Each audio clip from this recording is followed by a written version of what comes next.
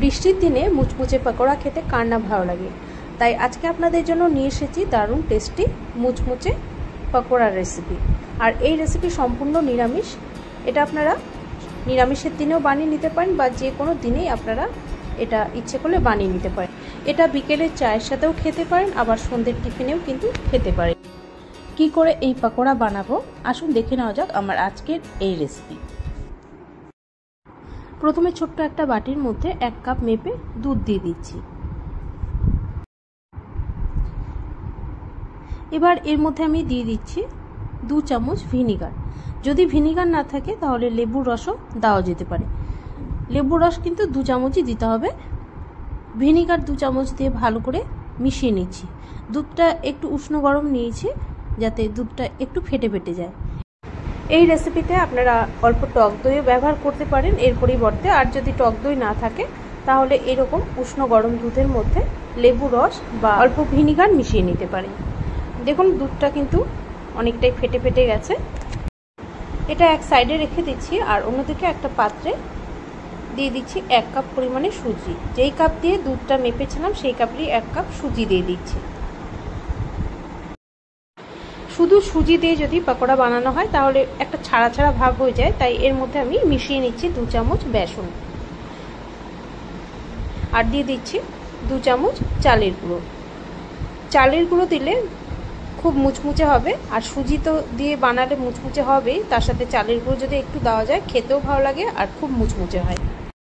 আপনারা শুধু সুজির সাথে বেসন মিশিয়েও করে নিতে পারেন, আবার সুজির সাথে শুধু চালের গুঁড়ো মিশিয়েও করে নিতে পারেন। আমি দুটো মিশিয়ে করছি। সব উপকরণগুলো ভালো করে মিশিয়ে নিচ্ছি। এবার এর মধ্যে যে দুধের মধ্যে ভিনিগার মিশিয়ে রেখেছিলাম সেটা দিয়ে দেব। জল কিন্তু দিচ্ছি না এখন, যদি প্রয়োজন হয় তাহলে আমি পরে অল্প জল অ্যাড করব। দুধটা দিয়ে ভালো করে এখন মিশিয়ে নিচ্ছি।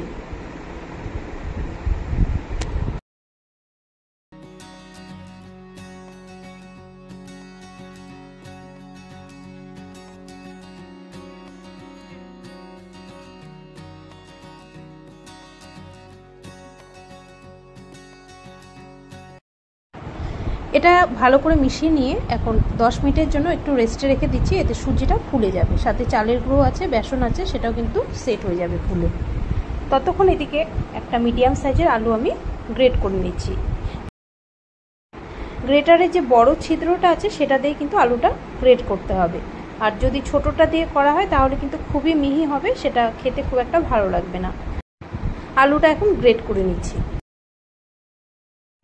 আলুটা গ্রেট করা হয়ে গেছে। আর আলুটা কিন্তু প্রথমে ধুয়েই আমি গ্রেট করে নিয়েছি, তাই আর ধুচ্ছি না। আপনারা চাইলে কিন্তু আলাদা করে ধুয়ে তারপর এটা সুজির মধ্যে মিক্স করে নিতে পারেন। এদিকে 10 মিনিট হয়ে গেছে। সুজিটা এখন দেখে নিচ্ছি। সুজিটা দেখুন ফুলে গেছে অনেকটাই। তো এখন এর মধ্যে আমি গ্রেট করা আলুটা দিয়ে ভালো করে আবার মিশিয়ে নেব। দেখুন কতটা ফুলে গেছে সুজি।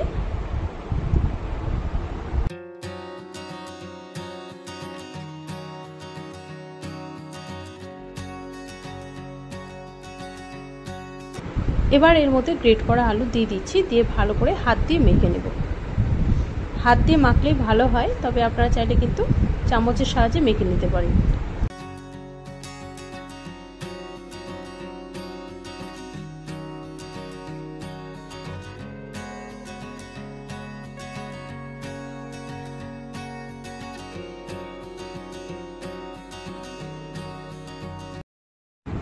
এর মধ্যে কিছু এখন উপকরণ মিশিয়ে নেব। দিয়ে দিচ্ছি ছোট 1 চামচ গোটা জিরে। গোটা জিরেটা কিন্তু কাঁচাই দিলাম, কারণ এটা তো পরে ফ্রাই করাই হবে, তাই তার সাথে কিন্তু জিরেটাও ফ্রাই হয়ে যাবে। আর দিয়ে দিলাম ছোটো 1/2 চামচ হিং। যেহেতু এটা নিরামিষভাবে বানাচ্ছি তাই একটু হিং দিলে ভালো লাগবে। দিয়ে দিচ্ছি ছোট 1 চামচের মতো কুচনো আদা, 2টো কুচনো কাঁচা লঙ্কা দিয়ে দিলাম, আর সাথে দিয়ে দিচ্ছি অল্প কুচনো কারি পাতা। আবারও সব কিছু ভালো করে মিশিয়ে নেব। এর মধ্যে অল্প ধনেপাতাও দিতে পারেন। ধনেপাতা দিলে খুব সুন্দর একটা ফ্লেভার আসে, খেতেও খুব ভালো লাগে। দিয়ে দিলাম এবার স্বাদ মতো লবণ, প্রায় ছোট 1 চামচের মতো লবণ দিলাম, আর দিয়ে দিচ্ছি ছোট 1 চামচ গুঁড়ো লঙ্কা। এবার চামচ দিয়ে সব কিছু ভালো করে মিক্স করে নিচ্ছি।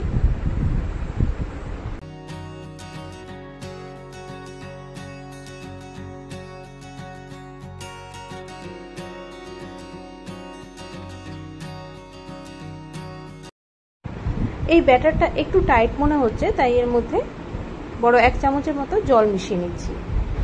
যদি আপনারা সাথে সাথে না বানান, একটু পরে বানান, তাহলে আপনারা জলটা অ্যাড করবেন না, কারণ এর মধ্যে আলু আছে, আলু থেকে কিন্তু পরে কিছুটা জল ছেড়ে যাবে আর এই ব্যাটারটা একটু পাতলা হয়ে যাবে।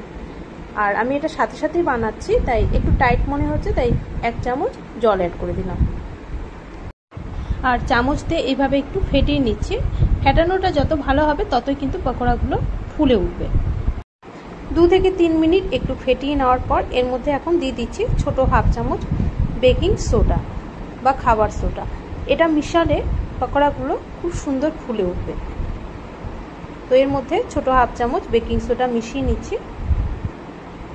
বেকিং সোডা দিয়ে আর বেশি এটাকে ফেটাবো না, জাস্ট একটু মিক্স করে নিয়ে পকোড়াগুলো ভেজে নেব। কড়াইতে তেল আগে গরম হতে বসিয়ে দিয়েছি। এবার এই যে ব্যাটারটা আছে এটা অল্প অল্প করে হাত দিয়ে দিয়ে দিচ্ছি। একটু বড় করেই বানাচ্ছি এগুলো। তেলটা কিন্তু ভালো মতো গরম করে নিতে হবে আর গ্যাসের ফ্লেমটা হাইতেই রাখতে হবে। ব্যাটারটা যখন তেলের মধ্যে দেওয়া হবে তখন যদি গ্যাসের ফ্লেম হাইতে না থাকে তাহলে এই পকোড়াগুলো খুব একটা ফুলবে না। তাই ব্যাটারটা দেওয়ার সময় গ্যাসের ফ্লেমটা হাইতে রাখতে হবে, তারপর মিডিয়াম হিটে এগুলো ভেজে নিতে হবে উল্টে পাল্টিয়ে।